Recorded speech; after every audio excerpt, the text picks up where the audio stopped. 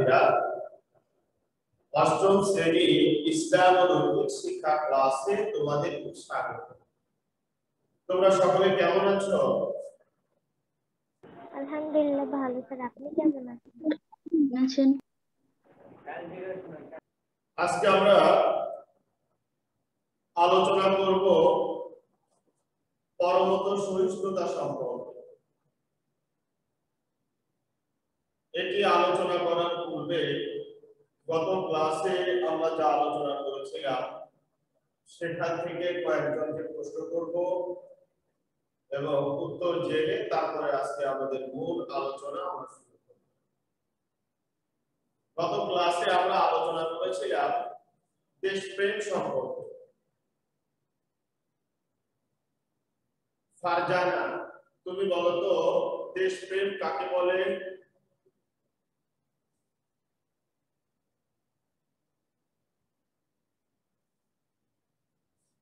Sir, দেশের প্রতি প্রীতি ও দরদের আকর্ষণকে দেশপ্রেম বলে।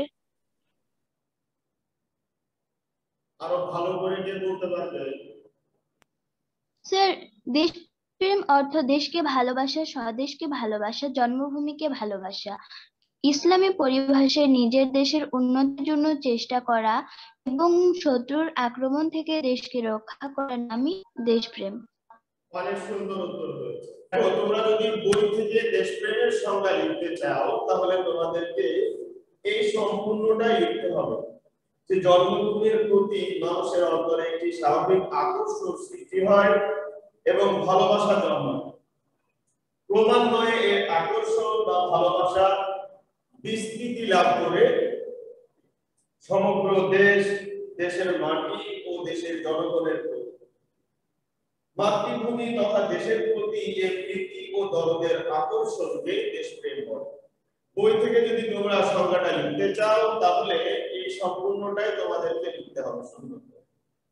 আর আমি তোমাদেরকে গতদিন যেটা বোর্ডে লিখে দিয়েছিলাম ওই সংজ্ঞাটা যদি তোমরা লেখো তাহলে অনেক সুন্দর হবে। ওখানে অর্থ এবং সংজ্ঞাটা সম্পূর্ণই দেওয়া হয়েছে।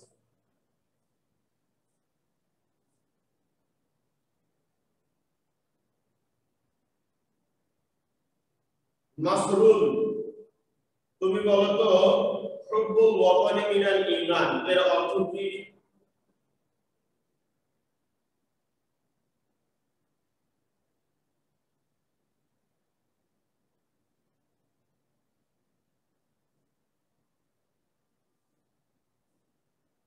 জাফর বলো তো।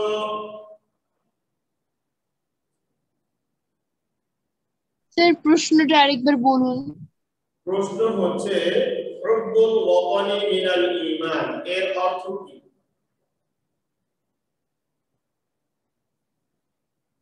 স্যার, দেশপ্রেম ঈমানের অঙ্গ। সুন্দর হয়েছে। আমি যাকে প্রশ্ন করছি সেই উত্তর দেওয়ার চেষ্টা করো।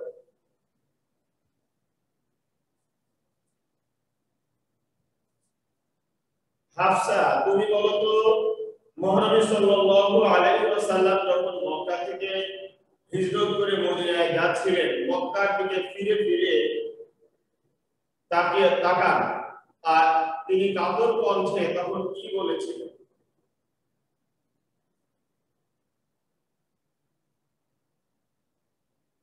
আমার আপন গোত্রীয় লোকেরা যদি আমার ষড়যন্ত্র না করতো তাহলে আমি কখনো তোমার কাছে যেতাম না। হে আমার স্বদেশ, তুমি কত সুন্দর, আমি তোমাকে ভালোবাসি। আমার আপন গোত্রীয় লোকেরা যদি ষড়যন্ত্র না করত আমি কখনো তোমাকে ছেড়ে যেতাম না। মিহি, তুমি বলো তো হিজরতের পর কোন কোন সাহাবা জ্বরে আক্রান্ত হয়? স্যার, হযরত বিলাল রাদিয়াল্লাহু তাআলা আনহু আর হযরত আবু বকর রাদিয়াল্লাহু তাআলা আনহু। হযরত আবু বকর রাদিয়াল্লাহু তাআলা আনহু এবং হযরত বিলাল রাদিয়াল্লাহু তাআলা আনহু হিজরত করার পর কঠিন জ্বরে আক্রান্ত হয়েছিলেন।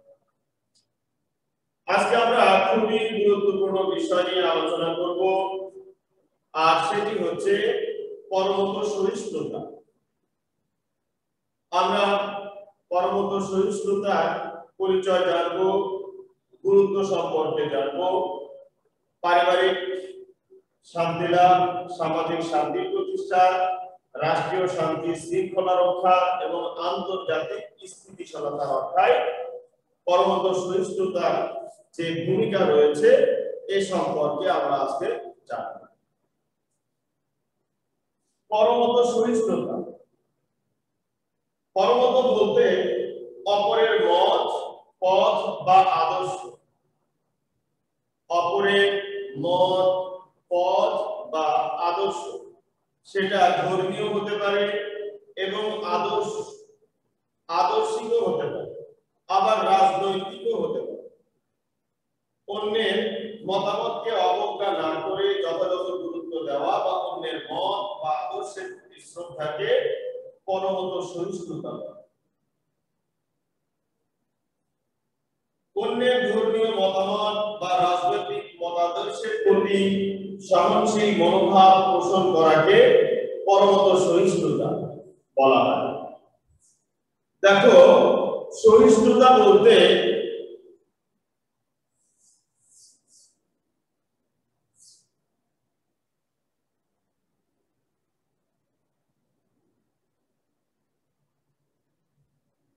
সহনশীলতা,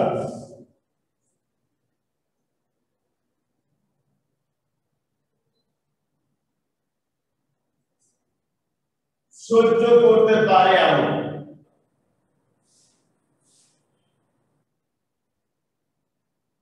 সহ্য করতে পারে এমন।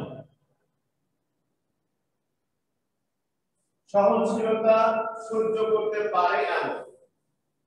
সহিষ্ণুতা বলতে এটাকেই বোঝানো হয়।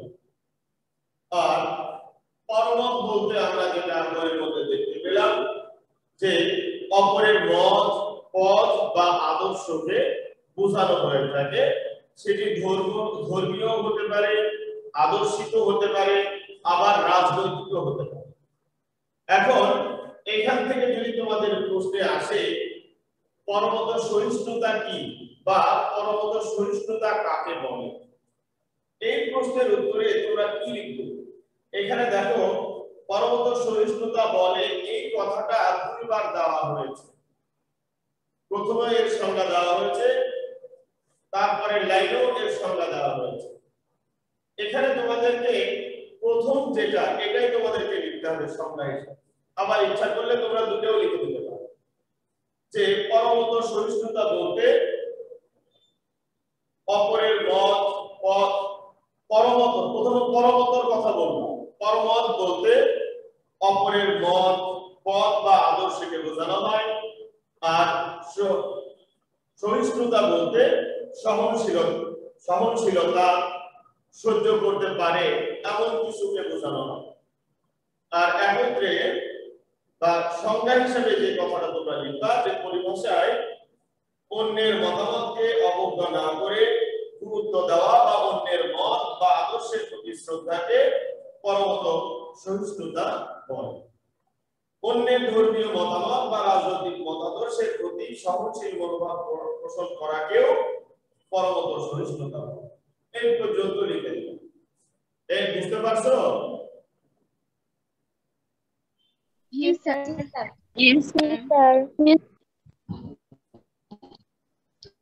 পরমত সহিষ্ণুতা মানব চরিত্রের প্রশংসনীয়। মানব চরিত্রের কেমন গুণ পরমত সহিষ্ণুতা? প্রশংসনীয়। হ্যাঁ, প্রশংসনীয়।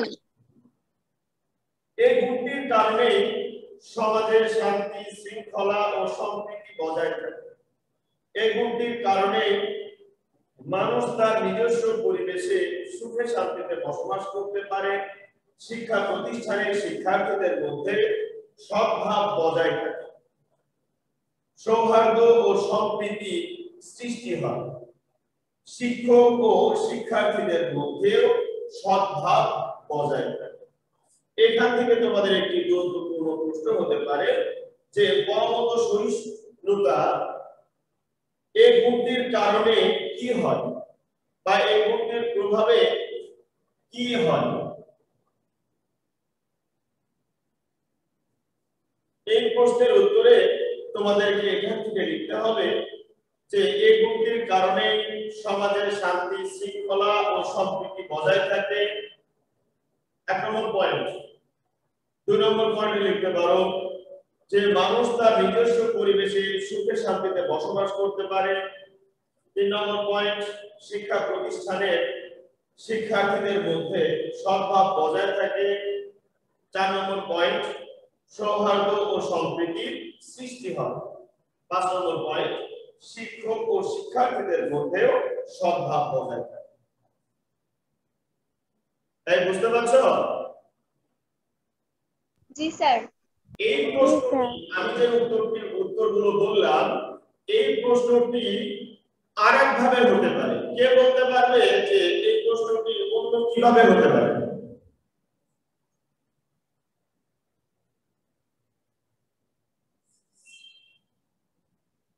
এই প্রশ্নটি অন্য কিভাবে হতে পারে?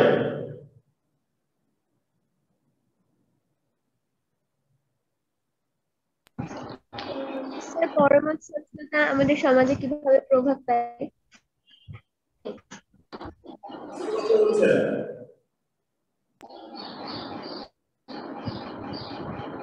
স্যার পরম সহিষ্ণুতা মানব চরিত্রের প্রশংসনীয় গুণ, উক্তিটি ব্যাখ্যা করো। হ্যাঁ, এটা হতে পারে। পরমত সহিষ্ণুতার সামাজিক প্রভাব ব্যাখ্যা করো, অথবা পরমত সহিষ্ণুতার প্রভাব ব্যাখ্যা করো, এভাবে প্রশ্ন হতে পারে।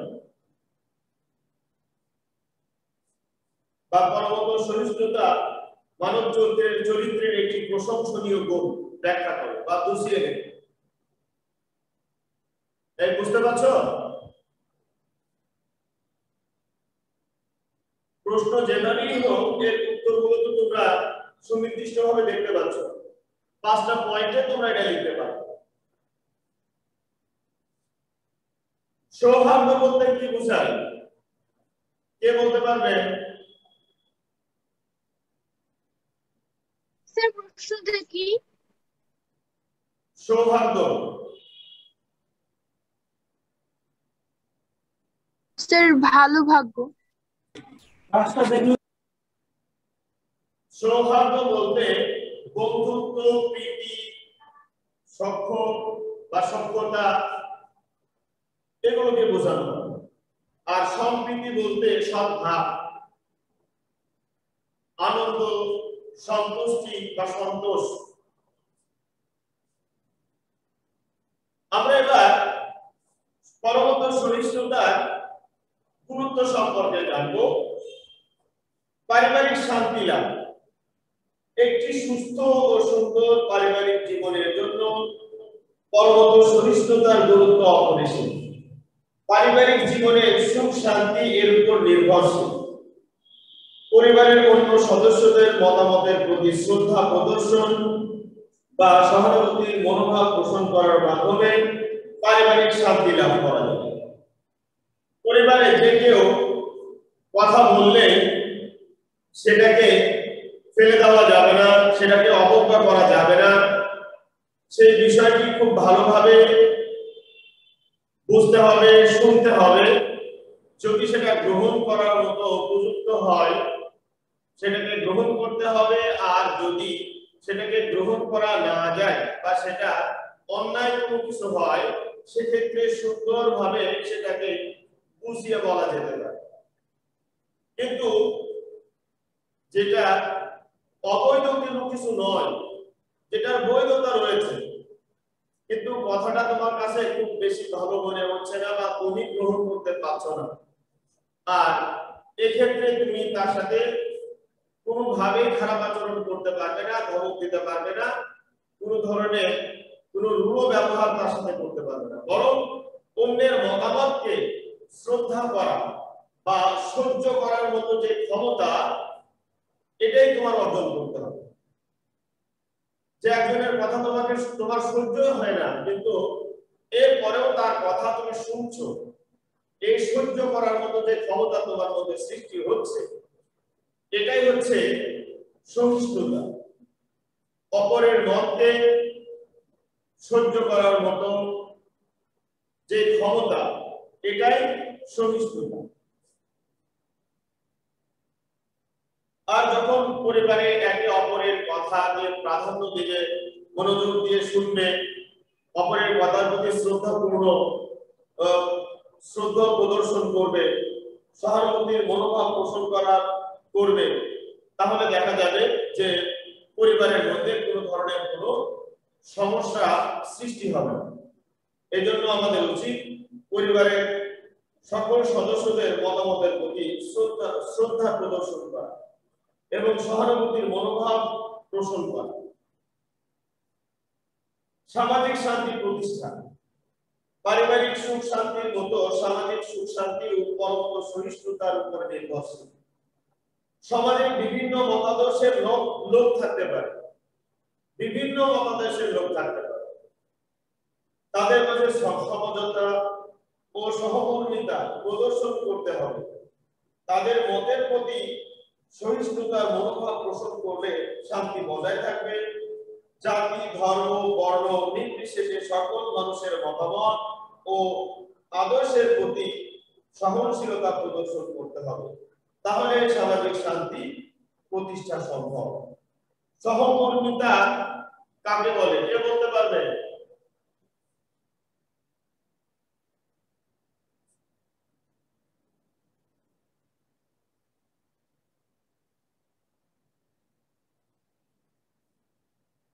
সহমর্মিতা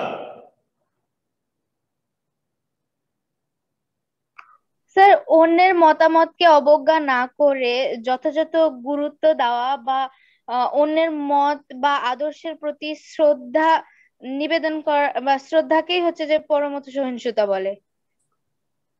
আমি প্রশ্ন করেছি সহমর্মিতা।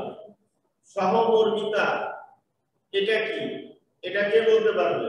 আমি এখনো অবশ্যই এটা বলি, আমি জানতে চাচ্ছি কেউ পারো কিনা।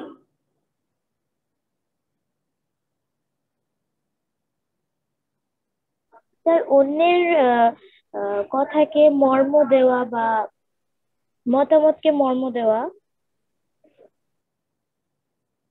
স্যার, অন্যের মতামতকে গুরুত্ব দেওয়া, সেটাকে অবজ্ঞা না করা।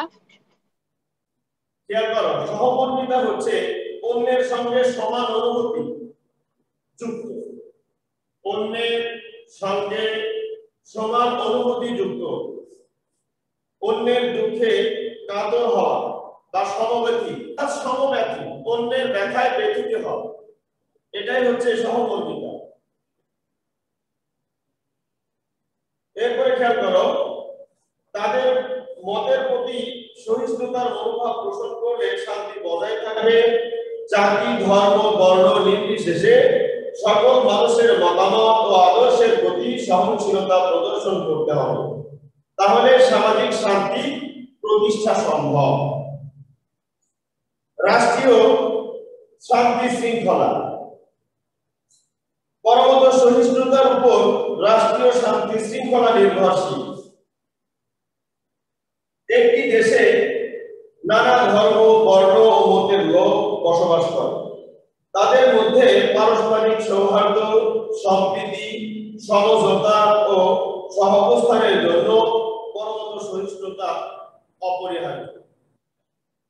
এখান থেকে তোমাদের প্রশ্ন হতে পারে, রাষ্ট্রীয় শৃঙ্খলা রক্ষায় পরমত সহিষ্ণুতার ভূমিকা ব্যাখ্যা করো বা ভূমিকা কি। তখন তোমাদের এই অংশটুকু লিখে দিতে হবে, এর সাথে আরো কিছু অংশ তোমরা লিখতে পারো। আবার প্রশ্ন হতে পারে, সামাজিক শান্তি প্রতিষ্ঠায় পরমত সহিষ্ণুতার ভূমিকা ব্যাখ্যা করো। তখন তোমাদের সামাজিক শান্তি প্রতিষ্ঠা এর নিচে যে পয়েন্টটা রয়েছে, এই কথাগুলো তোমাদেরকে সুন্দর করে লিখে দিতে হবে। এই বুঝতে পারছো কি তোমরা? জি স্যার। জি স্যার। জি স্যার। আন্তর্জাতিক স্থিতিশীলতা। পরমত সহিষ্ণুতার কারণে আন্তঃরাষ্ট্রীয় সম্পর্ক গড়ে ওঠে। এর অভাবে পারস্পরিক সহাবস্থান কঠিন হয়ে যায়।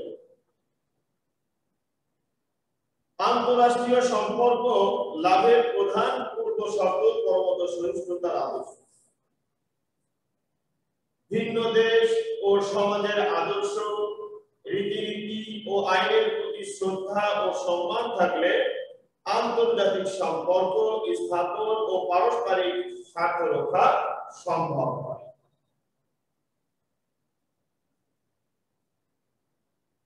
আন্তঃরাষ্ট্রীয় সম্পর্ক লাভের প্রধান পূর্ব শর্ত কি? ইরানি, তুমি বলো তো।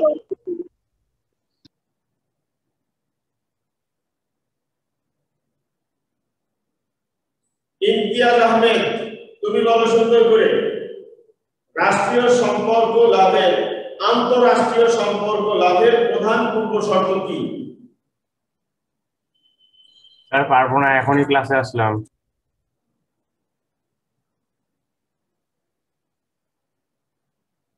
কানিজ নওশীন, তুমি বলো দেখি।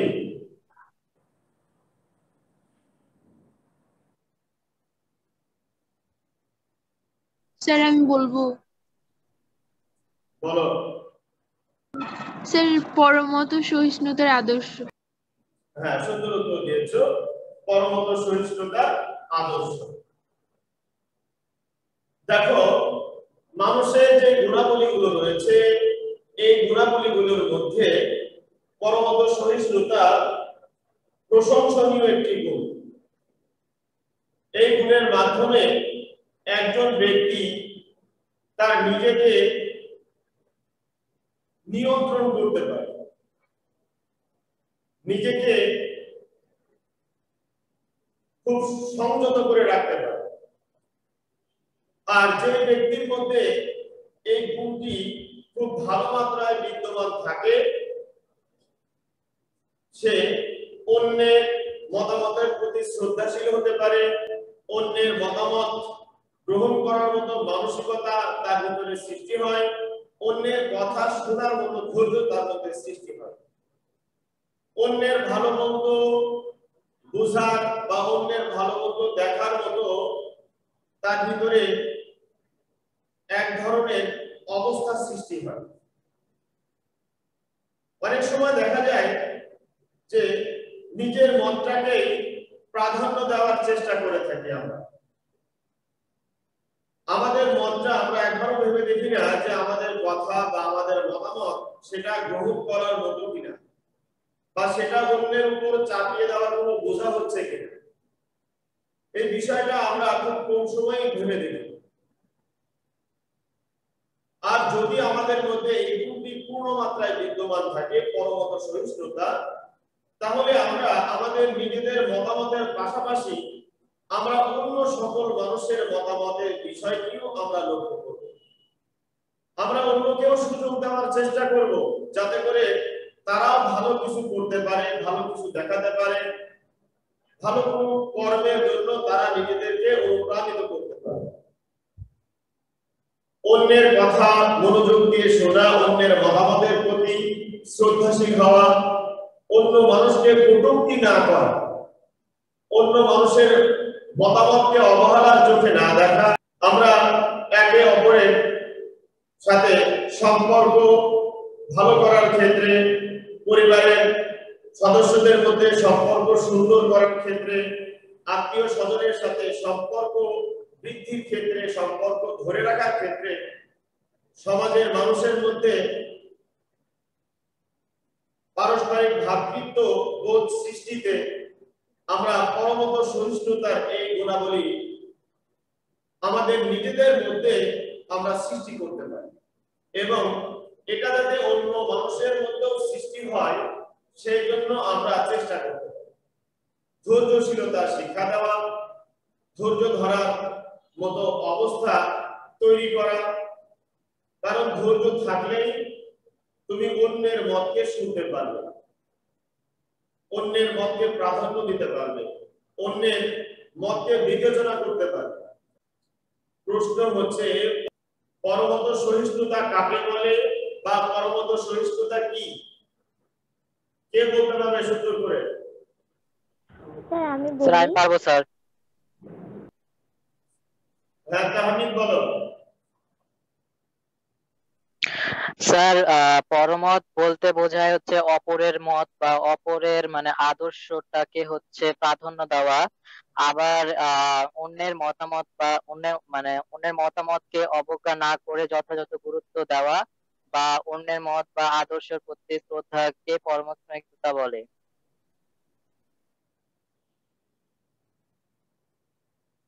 আর কে বলবে সুন্দর করে? স্যার আমি বলো। অন্যের মতামতকে অবজ্ঞা না করে গুরুত্ব দেওয়া বা অন্যের মত বা আদর্শের প্রতি শ্রদ্ধাকে পরমত সহিষ্ণুতা বলে। স্যার আমি বলবো। হ্যাঁ বলো আইরিন সুলতানা। স্যার পরমত বলতে বোঝায় অপরের মত, পথ বা আদর্শ, সেটা ধর্মীয় হতে পারে এবং আদর্শিকও হতে পারে। আর সহিষ্ণুতা বলতে বোঝায় সহনশীলতা, অন্যের মতামতকে অবজ্ঞা না করে যথাযথ গুরুত্ব দেওয়া বা অন্যের মত বা আদর্শের প্রতি শ্রদ্ধাকে পরমত সহিষ্ণুতা বলে। হ্যাঁ সুন্দর হয়েছে। তোমরা দুটার অর্থ বলার পর তারপরে সংজ্ঞাটা বলবা, দুটার অর্থ লেখার পর তারপর সংজ্ঞাটা লিখবা, তাহলে সুন্দর হবে।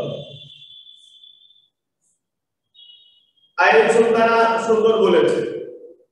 এভাবে লিখবা, পরমত বলতে অপরের মত, পথ বা আদর্শ। সহিষ্ণুতা বলতে সহনশীলতা।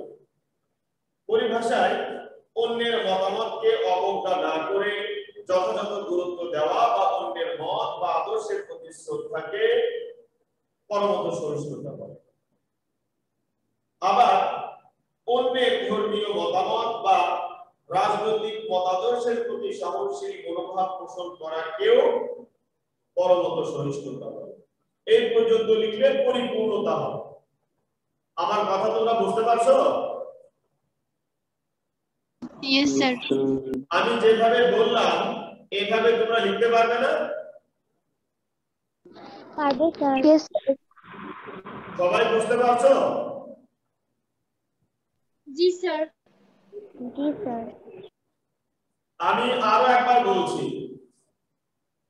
পরমত বলতে অপরের মত, পথ বা আদর্শ। সহিষ্ণুতা বলতে সহনশীলতা। পরিভাষায় অন্যের মতামতকে অবজ্ঞা না করে যথাযথ গুরুত্ব দেওয়া বা অন্যের মত বা আদর্শের প্রতি শ্রদ্ধাকে পরমত সহিষ্ণুতা বলে। আবার অন্যের ধর্মীয় মতামত বা রাজনৈতিক মতাদর্শের প্রতি সহনশীল মনোভাব পোষণ করাকেও পরমত সহিষ্ণুতা বলে। এই পর্যন্ত লিখলে হয়ে যাবে। কারো কোনো সমস্যা আছে এই টপিক থেকে? No sir. No sir. সবাই হোমওয়ার্ক লিখে নাও। হ্যাঁ স্যার।